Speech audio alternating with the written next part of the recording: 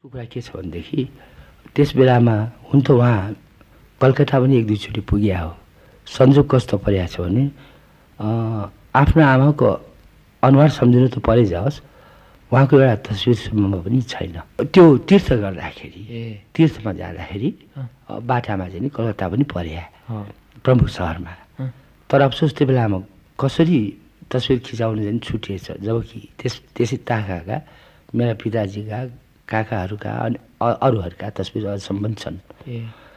अनि 5 वर्षको उमेरमा मेरी माताको निधन भएपछि हुनु त मलाई निकै फुलफुलाएर पालियो, तर कहिलेकाहीँ रिस आवेशको झोकमा मैले आफूभन्दा ठुलाहरूबाट आमा टोकुवा भन्ने संज्ञा पनि पाउँथेँ। र यद्यपि म बालकालमा असाध्य हँसिलो, ज्यादै खेल्नुपर्ने, अझ भनौँ उपद्रया खालको जुन केटा थिएँ। तर खेल्दा खेल्दा एक्कासी कता कता म भित्र सायद त्यही आमा टोकुवा भन्ने संज्ञाको स्मरण भएर होला, म एक्कासी साथीभाइहरूलाई थाहा नदिकन एउटा कुनामा, खास गरेर मेरा गाउँमा त धुपी र सल्लाहहरू धेरै छन्, ती धुपीका बोटमुनि यो सानो उमेरको भुपी पल्ट्याउँथेँ उत्तानो परेर आकाशतिर हेरेर र सोच्थेँ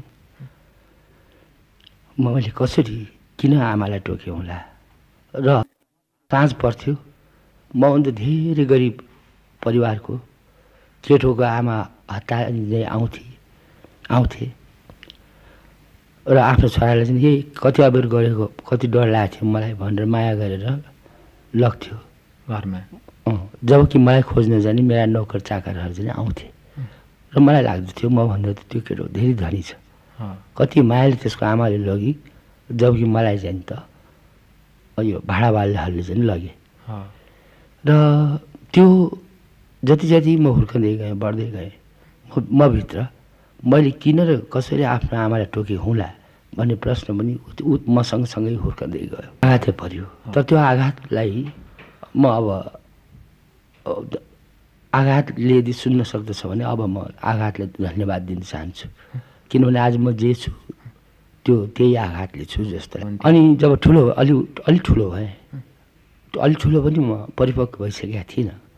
यस्तै सोच्ने क्रम, झुक्रिने क्रम चलि नै रह्यो। एक दिन मेरै अन्तरबाट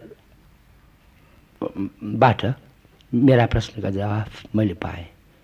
त्यो के अन्तरबाट त्यो के भनेदेखि म कान्छो छु अनि मेरो जन्म भएपछि जन्मको 5 वर्षपछि मेरो आमाको निधन भयो।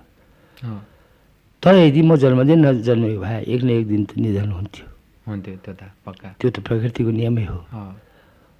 भनेपछि चाहे मूलमा परेको व्यक्ति होस् अथवा मूलमा नपरेको व्यक्ति होस्, यदि आमा टोकुवा अथवा बाबु टोकुवा हुन्छ भने त्यो कान्छा अथवा कान्छी सन्तान बाहेक माइला, जेठा माइला, साइला, काइला, राइलाहरू हुन सक्दैन भन्ने जब मेरो